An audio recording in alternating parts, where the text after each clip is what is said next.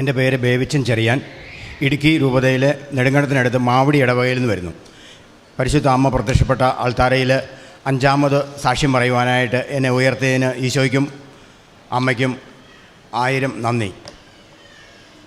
ഞാൻ 2019 ഒക്ടോബർ 2-ാം തീയതി ഉടമ്പടി എടുത്ത് ഇപ്പോഴും ഞാൻ ഉടമ്പടിയിൽ പോകുന്നു. എൻ്റെ കുടുംബവും ഉടമ്പടിയിൽ തന്നെ വിശ്വാസത്തോടെ, വിശ്വസ്തയോടെ, വിശുദ്ധിയോടെ പോകുന്നു. അതുമായി ബന്ധപ്പെട്ട് ഞങ്ങളുടെ ജീവിതം മുന്നോട്ട് പോകുമ്പോൾ ഈശോയും അമ്മയും കൂടെയുള്ളതുപോലെ ഉള്ള തോന്നൽ ഞങ്ങൾക്ക് പലപ്പോഴും ഉണ്ടാകാറുണ്ട്.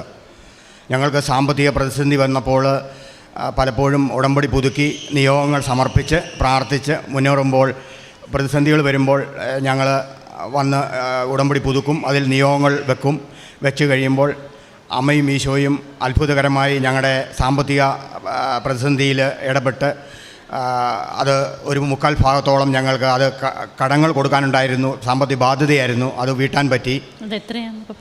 ഏകദേശം 30 ലക്ഷത്തിനധികം രൂപ കടബാധ്യതയുണ്ടായിരുന്നു. അത് ഞങ്ങൾക്ക് പകുതിയിലധികം കൊടുത്തു തീർക്കാൻ പറ്റി. ഇപ്പോൾ വീണ്ടും അതുമായി പ്രാർത്ഥനയിൽ വിശ്വാസത്തോടെ, വിശ്വസ്തയോടെ പോകുന്നു.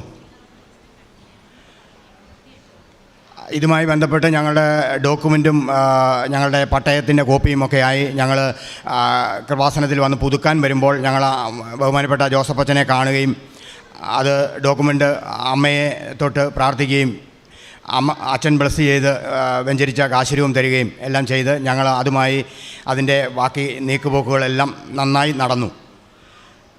അങ്ങനെ മുന്നേറുന്ന സമയത്ത് എനിക്ക് സാമ്പത്തിക പ്രതിസന്ധിക്ക് സ്ഥിരമായ ഒരു വരുമാനമില്ലാതെ 12 വർഷത്തോളം ഞാൻ ജോലിയൊന്നുമില്ലാതെ മുന്നോട്ട് പോകുന്ന സമയത്ത് എനിക്കൊരു ജോലിയെപ്പറ്റി ഞാൻ ആഗ്രഹിച്ചു. ഞാൻ 6 ഉടമ്പടി നിയോഗങ്ങൾ വെച്ചതിൽ 6ാമത് വെച്ച നിയോഗമായി ഒരു ജോലി ആഗ്രഹിച്ച് ഞാൻ പ്രാർത്ഥിച്ചു. അങ്ങനെ ഉടമ്പടി പുതുക്കി വെച്ച് ഞങ്ങൾ 30 ദിവസം തികയുമ്പോൾ എനിക്ക് ഒരു ജോലി തന്ന് ഈശോയും മാതാവും അനുഗ്രഹിച്ചു. അതൊരു നല്ല കമ്പനിയുടെ ഡിവിഷൻ മാനേജറായിട്ടാണ് ഞാനിപ്പോൾ ജോലി ചെയ്യുന്നത്. അവിടെ ജോലി ചെയ്തതിന് ശേഷം 4 മണിക്ക് ശേഷമാണ് ഞാൻ സാക്ഷ്യം പറയുവാനായിട്ട് കൃപാസനത്തിലേക്ക് ഇന്നലെ വൈകുന്നേരം വന്നത്. എൻ്റെ ഭൗതികമായ സാക്ഷ്യങ്ങളെക്കാൾ ഉപരി എനിക്ക് ആത്മീയമായി ഉണരുവാനായിട്ടും കൂടുതൽ വിശുദ്ധിയോടെ, വിശ്വസ്തയോടെ പോകുമ്പോൾ ഞാനുമായി ഉടമ്പടിയുമായി ബന്ധപ്പെട്ട് ഞാൻ പല ആൾക്കാരെയും കൃപാസനത്തിലേക്ക് നയിക്കുവാനും അവരോട് പറയുമ്പോൾ അപ്പടിയെ അവരത് വിശ്വസിച്ച് ഉടമ്പടി എടുക്കുവാനായിട്ട് അനേകം ജനങ്ങൾ ഇവിടേക്ക് വരികയും ചെയ്തു. കൂടാതെ എൻ്റെ 2ാമത്തെ മകൻ ചങ്ങനാശ്ശേരി SB കോളേജിൽ പഠിക്കുന്ന മകനാണ്. അവൻ്റെ ഹോസ്റ്റൽ ജീവിതത്തിൽ അവന് ഭക്ഷണവുമായി ബന്ധപ്പെട്ട് അവന് ഒരുപാട് ഫുഡ് ഇൻഫെക്ഷൻ ഉണ്ടായി. വയറ്റിൽ എപ്പോഴും വേദനയും അസ്വസ്ഥതയുമായിരുന്നു. ആ സമയത്ത് സ്ഥിരമായി അവന് വയറ്റുവേദന വന്നു കഴിഞ്ഞപ്പോൾ ഡോക്ടറെ കണ്ടു. എന്തോ വയറ്റിൽ മുഴച്ചു വരുന്നത് പോണക്കൊക്കെ തോന്നി. അങ്ങനെ ഡോക്ടറെ കണ്ടു കഴിഞ്ഞപ്പോൾ ഡോക്ടർ പറഞ്ഞു ഹെർണിയ പോലെ എന്തെങ്കിലും അസ്വസ്ഥതകളായിരിക്കും, അതുകൊണ്ട് സ്കാൻ ചെയ്യണമെന്ന് പറഞ്ഞു. ആ സമയത്ത് ഞങ്ങൾ വീട്ടിൽ ഉടമ്പടി നേർച്ച വസ്തുക്കളായ ഉടമ്പടി തൈലവും ഉപ്പും ഒക്കെ ഞങ്ങളുടെ വീട്ടിൽ, ഇടുക്കിയിൽ ഞങ്ങളുടെ വീട്ടിലിരുന്ന് ഞങ്ങൾ ഉപയോഗിക്കുകയും പച്ചത്തിരിയും നീലത്തിരിയും കത്തിച്ച് വെച്ച് ഞാനും എൻ്റെ ജീവിത പങ്കാളിയും പ്രാർത്ഥിക്കുകയും ചെയ്തു. വിശ്വാസ പ്രമാണം ചൊല്ലി ഉടമ്പടി തൈലം വയറ്റിൽ തൊട്ട് പ്രാർത്ഥിച്ചു. ഞങ്ങളിങ്ങനെ പ്രാർത്ഥിച്ചു, അമ്മ സഞ്ചാരി മാതാവല്ലേ, അമ്മ എൻ്റെ മോൻ സ്കാൻ ചെയ്ത് പുറത്ത് വരുമ്പോൾ യാതൊരു അസ്വസ്ഥതയും ഇല്ലാതെ ആയിരിക്കണം എന്ന്, സുഖപ്പെടുത്തണമേ എന്ന്, സൗഖ്യപ്പെടുത്തണമേ എന്ന് പ്രാർത്ഥിച്ചു. അവനെ കൃപാസനം പരിശുദ്ധ അമ്മ പ്രത്യക്ഷപ്പെട്ട തിരുവൾത്താരയുടെ മുമ്പിൽ അവനെ കൊണ്ടുവന്നോളാമെന്ന് ഞങ്ങൾ പ്രാർത്ഥിച്ചു. അത് സാക്ഷ്യം അതുപോലെ തന്നെ അന്വർത്ഥമായി പൂർണ്ണമായി അവന് സൗഖ്യം കൊടുത്തു. ഇപ്പോൾ യാതൊരു കുഴപ്പവുമില്ല. ഇന്നും അവൻ കൃപാസനത്തിൽ വന്നുപോയി. ഇപ്പോൾ 4 പ്രാവശ്യം അവൻ കൃപാസനത്തിൽ വന്ന് പ്രാർത്ഥിച്ച് തിരിച്ചുപോയി. അങ്ങനെ അവൻ പൂർണ്ണ സൗഖ്യത്തിലാണ്. ഇപ്പോൾ യാതൊരു കുഴപ്പവുമില്ല. അവന് പരീക്ഷയ്ക്ക് മുമ്പ്, സെം പരീക്ഷയ്ക്കുമൊക്കെ മുമ്പ് അവൻ കൃപാസനത്തിൽ വന്ന് പ്രാർത്ഥിക്കും. അവന് അതും പ്രകാരം അവന് കൂടുതൽ മാർക്ക് ലഭിക്കാനിടയായി. അങ്ങനെ നല്ല ഇതിൽ പോകുന്നു. കൂടാതെ എൻ്റെ കാരുണ്യ പ്രവർത്തികളും എൻ്റെ പ്രേക്ഷിത പ്രവർത്തനവും ആയി ബന്ധപ്പെട്ട് പറയുവാനുള്ളത്, ഞാൻ ജോലി ചെയ്യുന്നതിൻ്റെ അടുത്ത് ഞാൻ അതിരാവിലെ വിശുദ്ധ കുർബാനയ്ക്ക് പോകുമ്പോൾ 5:45 ഞാൻ വിശുദ്ധ കുർബാനയ്ക്ക് പോകുമ്പോൾ 2 കിലോമീറ്റർ നടന്ന് ഞാൻ ഒരു ജംഗ്ഷനിലെത്തും. അത് ഹൈറേഞ്ചിലെ ഒരു പ്രധാനപ്പെട്ട ഒരു ജംഗ്ഷനാണ്. അവിടെയാണ് ഈ മത്സ്യം ഡിസ്ട്രിബ്യൂട്ട് ചെയ്യുന്ന ഒരു ജംഗ്ഷനാണ്. അവിടെ അനേകം വാഹനങ്ങൾ വരും. അവിടെ വാഹനത്തിലെ ഡ്രൈവർമാരും ഒക്കെയായി ചായക്കടയിലൊക്കെ നല്ല തിരക്കുള്ള സമയമാണ്. ആ സമയമാണ് ഞാൻ അതിലെ വിശുദ്ധ കുർബാനയ്ക്ക് വേണ്ടി പാസ് ചെയ്ത് പോകുന്നത്. ആ സമയത്ത് ഞാൻ ഹിന്ദി പത്രവും തമിഴ് പത്രവും മലയാളം പത്രവും ഇവിടുന്ന് ഞാൻ വാങ്ങിച്ച് അവിടെ കൊണ്ട് വിതരണം ചെയ്യുന്ന സമയത്ത് എൻ്റെ അടുത്ത് ഒരാൾ വന്ന് വളരെ അധികം ദേഷ്യപ്പെട്ട് സംസാരിച്ചു. അങ്ങേര് അവിടുത്തെ ഒരു പ്രധാനപ്പെട്ട പത്രവേദൻ്റാണ്. ആ പത്രവേദൻ്റ് ഇങ്ങനെയാണ് പറഞ്ഞത്: ചേട്ടാ, ഞാനിവിടെ ലക്ഷക്കണക്കിന് രൂപ മുടക്കിയാണ് ഞാൻ ഈ പത്രവേജൻസി എടുത്തിരിക്കുന്നത്. ചേട്ടൻ എൻ്റെ കഞ്ഞുകൂടി മുട്ടിക്കാൻ വേണ്ടി വന്നിരിക്കുന്നതാണോ എന്ന് ചോദിച്ച് എന്നോട് വളരെ മോശമായി സംസാരിച്ചു. ആ സമയം എനിക്ക് വളരെ സന്തോഷമാണ് മനസ്സിൽ തോന്നിയത്. അത് കഴിഞ്ഞ് പുള്ളി ഭയങ്കരമായി ദേഷ്യപ്പെടുകയാണ്. ലാസ്റ്റ് പത്രം കൊടുക്കാൻ എന്നെ സമ്മതിക്കാതെ പുള്ളി മാർഗ്ഗതടസ്സമായിട്ട് നിന്നു. ആ സമയത്ത് എൻ്റെ കയ്യിൽ നിന്ന് ഒരു പത്രം വാങ്ങിച്ച ഒരു ഹിന്ദു സ്ത്രീ ഇത് മേടിച്ച് നോക്കിയിട്ട് വായിച്ചിട്ട് പറഞ്ഞു, ഇത് കൃപാസന പത്രമല്ലേ, ചേട്ടൻ്റെ കഞ്ഞുകൂടി ഒരിക്കലും ആ ചേട്ടൻ മുട്ടിക്കുകയില്ല എന്ന് പറഞ്ഞു. അങ്ങനെ കുറേ കഴിഞ്ഞപ്പോഴത്തേക്ക്, ചേട്ടാ ഞാനൊരു കാര്യം പറയട്ടെ എന്ന് പറഞ്ഞു കഴിഞ്ഞപ്പം ചേട്ടൻ്റെ ഒരു കാര്യം എനിക്ക് കേൾക്കണ്ട, വളരെയധികം ദേഷ്യത്തോടെ വീണ്ടും മുന്നോട്ട് പോയി. അങ്ങനെ ദേഷ്യപ്പെട്ട് പുള്ളി അങ്ങ് പോയി. അങ്ങനെ ഞാൻ പത്രം കൊടുത്തു. ആ പത്രം കൊടുത്ത് പൂർത്തിയാക്കി. അത് കഴിഞ്ഞ് വീണ്ടും ഞാൻ ഈ പത്രം പള്ളികളിലൊക്കെ പത്രം ഒരുപാട് പേര് വെച്ചിട്ട് ഇട്ടിട്ട് പോകും. അത് ഞാൻ എടുത്ത് ബസ് സ്റ്റാൻഡിൽ ബസ് കയറാൻ നിൽക്കുന്ന ആൾക്കാരോട് സ്നേഹത്തോടെ പറഞ്ഞ് മാതാവിനെക്കുറിച്ച് പറഞ്ഞ് അവർക്ക് ബോധ്യപ്പെടുത്തി ഞാൻ പത്രം കൊടുത്ത് തീർക്കും. അങ്ങനെ പത്രം കൊടുക്കുമ്പം എനിക്ക് എന്തെന്നില്ലാത്ത ആവേശമാണ്.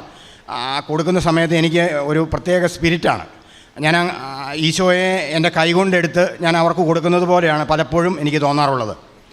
അങ്ങനെ പത്രം കൊടുക്കും. അങ്ങനെ പ്രേക്ഷിത പ്രവർത്തനം അങ്ങനെ ഞാൻ ചെയ്യുകയും ജോലിക്കാരുണ്ട്, അവർക്ക് പ്രേക്ഷിത പ്രവർത്തനത്തിൻ്റെ ഭാഗമായി അവർക്ക് പത്രം ഞാൻ ഇവിടുന്ന് വാങ്ങിച്ചുകൊണ്ട് കൊടുക്കും. തമിഴ് പത്രം കൊടുക്കും. ഇതെല്ലാം ഞാൻ പറഞ്ഞു കൊടുക്കും. പിന്നെ നേർച്ച വസ്തുക്കൾ ഉപയോഗിക്കുന്നത് ഞാൻ വിശ്വസ്തയോടെ ചെയ്യുമ്പോൾ അനേകം മക്കൾക്ക് ഞാനത് കൊടുത്തിട്ടുണ്ട്. അവർക്കത് വലിയ അനുഭവമായി മാറിയിട്ടുണ്ട്. അവർക്ക് ആരെവിടെയെങ്കിലും സംസാരിക്കാൻ ധൈര്യമില്ലാത്ത സമയത്ത് നേർച്ച വസ്തുക്കളായ ഉടമ്പടി ഉപ്പ് അവരുടെ കയ്യിൽ ഒരു ചെറിയ പേപ്പറിൽ പൊതിഞ്ഞ് ഞാൻ കൊടുത്തു വിട്ടിട്ട് പറയും, നിങ്ങൾ ഇങ്ങനെ പോയി അങ്ങനെ ചെയ്യുമ്പോൾ അവർക്ക് അനുഭവമായി മാറിയ ഒത്തിരി സംഭവങ്ങളുണ്ട്. എൻ്റെ ഒരു സുഹൃത്തിന്, അവന് ജോലി ചെയ്യുന്ന ഡ്രൈവറായിട്ട് ജോലി ചെയ്യുകയാണ്.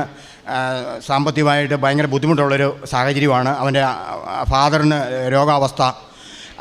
ജോലിയിൽ അവനക്ക് ശമ്പളം കൂട്ടിക്കിട്ടണം. മുതലാളിയോട് ചോദിക്കാൻ അവന് ഭയം. ഞാൻ പറഞ്ഞു, നീ ഉടമ്പടി ഒപ്പെടുത്ത് പൊതിഞ്ഞു തരാം, നീ അത് വിശ്വാസത്തോടെ ചെയ്ത് പ്രാർത്ഥിച്ചിട്ട് ധൈര്യമായിട്ട് പോയി ചോദിച്ചു. അതുപോലെ തന്നെ ശമ്പളം കൂട്ടിക്കൊടുത്തു.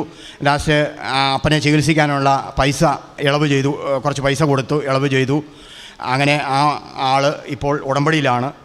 അങ്ങനെ ഉടമ്പടിയിൽ നന്നായി പോകുന്നു. എനിക്ക് കാരുണ്യ പ്രവർത്തികൾ ചെയ്യുന്നത് ഞങ്ങളുടെ അടുത്തുള്ള ഒരു ആകാശപ്പറവുകൾ പോലുള്ള ഒരു അനാഥ മന്ദിരമുണ്ട്. അവിടെ പോയി എൻ്റെ ഭാര്യയും ഞാനും ഒന്നിച്ച് പോയി പ്രേക്ഷിത പ്രവർത്തനവും ഒക്കെ ചെയ്യും. കാരുണ്യ പ്രവർത്തികൾ ചെയ്യും. ഭക്ഷണം പാചകം ചെയ്ത് അവർക്ക് കൊണ്ടു കൊടുക്കുന്നതിന് ഞാൻ ഷെയർ കൊടുക്കും. കൂടാതെ എൻ്റെ ഭാര്യ തന്നെ പോയി ശുശ്രൂഷ ചെയ്യും. ഒപ്പം തന്നെ ഈ കാരുണ്യ പ്രവർത്തികൾ ചെയ്യുന്നത് കൂടാതെ എൻ്റെ വീട് ഒരു റോഡിൻ്റെ സൈഡിലാണ്. അതുകൊണ്ട് അനേകം മക്കൾ സഹായം ചോദിച്ചു വരുമ്പോൾ ഞങ്ങൾ ആദ്യം അവരോട് ചോദിക്കും, ഭക്ഷണം കഴിച്ചോ, വിശക്കുന്നുണ്ടോ, എന്തെങ്കിലും കഴിച്ചോ എന്ന് ചോദിക്കുമ്പോൾ അവർക്ക് ഭക്ഷണം കഴിച്ചിട്ടില്ല എന്ന് പറയുമ്പോൾ ഞങ്ങൾ ആ സമയത്ത് വീട്ടിലുള്ള ഭക്ഷണം എടുത്ത് വിളമ്പി കൊടുത്ത് സമാധാനമായി ശാന്തമായി സംസാരിച്ചതിന് ശേഷം ഞാൻ 100 50 എന്നെക്കൊണ്ടാവുന്ന അത്ര പൈസ കൊടുത്ത് അവരെ സഹായിക്കും. പിന്നെ എൻ്റെ ഭാര്യ ഭക്ഷണം പാചകം ചെയ്യുന്ന സമയത്ത് മനസ്സിൽ ഇങ്ങനെ പ്രാർത്ഥിച്ചിട്ട് ചെയ്യും, ഇന്നാരെങ്കിലും ഭക്ഷണം ഷെയർ ചെയ്യാൻ ആരെങ്കിലും കിട്ടിയിരുന്നെങ്കിൽ എന്ന് വിചാരിക്കുമ്പോൾ അന്ന് തന്നെ അത്ഭുതകരമായിട്ട് ആരെങ്കിലും മുറ്റത്ത് വന്ന് സഹായമായി വരും. അങ്ങനെ ആ ഭക്ഷണം അവർക്കൂടെ ഷെയറാവും. അവരുമായിട്ട് ഇരുന്ന് വിളമ്പി കൊടുത്ത് ഭക്ഷണം കഴിച്ച് സന്തോഷത്തോടെ അവർ പോകുമ്പോൾ ഞങ്ങളുടെ കണ്ണ് നിറയുന്ന അവസ്ഥ ഞങ്ങൾക്കുണ്ടായിട്ടുണ്ട്. അങ്ങനെ നിരവധിയായ അനുഗ്രഹങ്ങളിലൂടെ അമ്മയും ഈശോയും എൻ്റെ കുടുംബത്തെ വഴി നടത്തി ഇന്ന് ഈ സമയം വരെ ഇവിടെ നിൽക്കുമ്പോൾ ഈ സമയം വരെ അമ്മയും ഈശോയും എൻ്റെ കൂടെയുള്ളെന്നുള്ള തോന്നലും എന്നെ ധൈര്യപ്പെടുത്തി എന്നെ പ്രതിസന്ധി ഘട്ടങ്ങളിൽ എന്നെ ധൈര്യപൂർവ്വം എന്നെ കൈപിടിച്ച് നടത്തുന്ന ഒരു അവസ്ഥ എനിക്കുണ്ടായിട്ടുണ്ട്.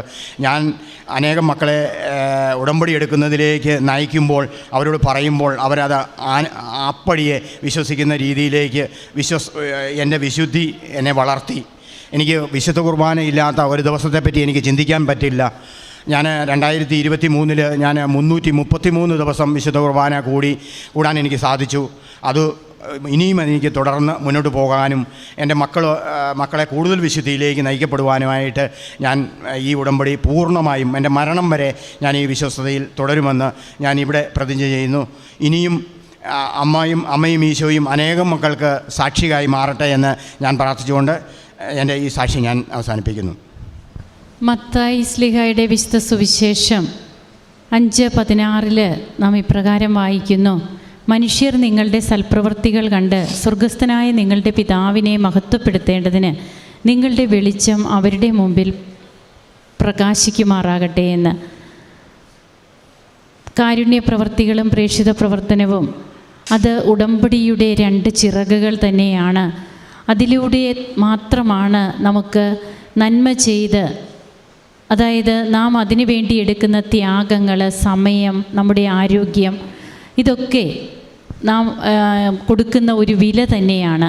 വില കൊടുക്കാതെ നമുക്കൊന്നും ലഭിക്കില്ല. അങ്ങനെ നാം എക്സ്ട്രാ ഓർഡിനറി ആയിട്ട്, വിശേഷവിധിയായിട്ട് നാം പലതും ചെയ്യുമ്പോൾ എങ്ങനെയാണ് ഉടമ്പടി ജീവിതം ഒരു വ്യക്തിയെ, ആ കുടുംബത്തെ, ആ പ്രദേശത്തെ ഒക്കെ അനുഗ്രഹിക്കുന്നത് എന്നുള്ളതാണ് അനുഭവ സാക്ഷ്യങ്ങൾ നമ്മോട് പറയുമ്പോൾ നമുക്ക് മനസ്സിലാക്കുവാൻ കഴിയുക. ഈ മകൻ്റെ ജീവിതത്തിൽ 12 വർഷമായിട്ട് തനിക്ക് സ്വന്തമായിട്ടൊരു ജോലിയില്ല, പല ജോലികൾ ചെയ്തു പോകുന്നു. എന്നാൽ ഉടമ്പടി എടുത്ത് 30 ദിവസം പൂർത്തിയാകുമ്പോൾ ഉടമ്പടി പുതുക്കി, അത് 5ാമത്തെ സാക്ഷ്യമാണ് ഇവിടെ ഇപ്പോൾ പറയുന്നത്. അപ്പോൾ ഉടമ്പടി പുതുക്കി 30 ദിവസം പൂർത്തിയാകുമ്പോൾ എങ്ങനെ തനിക്ക് ഒരു നല്ല ജോലി തന്നെ ലഭിച്ചു എന്നാണ് നാം കേട്ടത്. കടബാധ്യതകൾ അത് എത്രമാത്രം, അതായത് എത്രയോ ലക്ഷമുള്ളതാണ്, അതൊക്കെ ഒരു പരിധിവരെയൊക്കെ തീർക്കുവാനും തനിക്ക് സ്വന്തമായൊരു വരുമാന മാർഗം ഉണ്ടാകുവാനും ഒക്കെ സാധിച്ചു. തൻ്റെ മകൻ്റെ രോഗസൗഖ്യം, എല്ലാറ്റിലും ഉപരി ജീവിതത്തിൽ ദൈവസ്നേഹം കൊണ്ട് നിറഞ്ഞ് പ്രേക്ഷിത പ്രവർത്തനം ചെയ്യുവാൻ, ഈശോയെ അറിഞ്ഞവരെ ആഴപ്പെടുത്തുവാൻ, അറിയാത്തവരെ അറിയിക്കുവാനുള്ളതാണ് കൃപാസന പത്രം. ആ കൃപാസന പത്രം എവിടെയെങ്കിലുമൊക്കെ അലക്ഷ്യമായിട്ട് കിടക്കുന്നത് കാണുമ്പോൾ, അത് പള്ളികളിലാണെങ്കിലുമൊക്കെ കാണുമ്പോൾ അതൊക്കെ ഈ മകനെ നൊമ്പരപ്പെടുത്തുന്നു.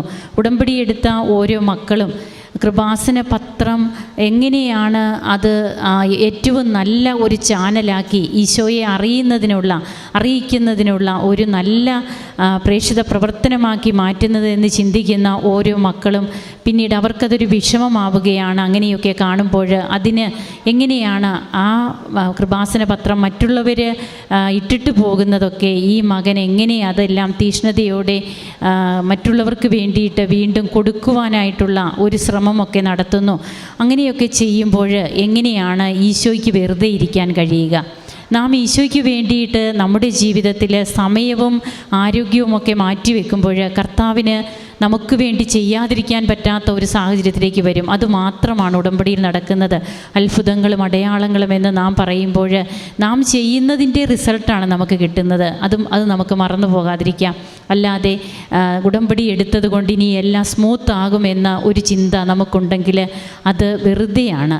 നാം ഉടമ്പടി എടുത്തത് കൊണ്ട് മാത്രം നമുക്ക് ജീവിതത്തിൽ ദൈവത്തെ കൊണ്ട് നിറയാൻ സാധിക്കില്ല. ഉടമ്പടി ജീവിതം എന്നുള്ളത് തമ്പുരാൻ്റെ കൈപിടിച്ചുള്ള ഒരു ജീവിതം. അതിന് നമ്മുടെ ഭാഗത്തു നിന്നുള്ള ഇൻവെസ്റ്റ്മെൻറ്റ് ഒത്തിരിയുണ്ട്. ആ ഇൻവെസ്റ്റ്മെൻറ്റാണ് ഇവിടെ കാരുണ്യ പ്രവർത്തികളും പ്രേക്ഷിത പ്രവർത്തനവുമായിട്ട് പറഞ്ഞ് ഓരോ മക്കളും സാക്ഷികളാകുന്നത്. നമുക്ക് ഈ കുടുംബത്തിന് ലഭിച്ച കൃപകൾക്ക് കരങ്ങളടിച്ച് ഈശോയ്ക്കും അമ്മയ്ക്കും നന്ദി പറയാം, ദൈവത്തെ ആരാധിക്കാം, മഹത്വപ്പെടുത്താം. അത്യപൂർവ ദൈവാനുഭവങ്ങൾ ഇനി നിങ്ങൾക്കും സ്വന്തം. ഈ യൂട്യൂബ് ചാനൽ ഇതുവരെ സബ്സ്ക്രൈബ് ചെയ്തിട്ടില്ലെങ്കിൽ ഇപ്പോൾ തന്നെ സബ്സ്ക്രൈബ് ചെയ്യുക. ഈ വീഡിയോ ഇപ്പോൾ തന്നെ നിങ്ങളുടെ സുഹൃത്തുക്കൾക്ക് ഷെയർ ചെയ്തുകൊണ്ട് കർത്താവിൻ്റെ പ്രേക്ഷിതരാകുക.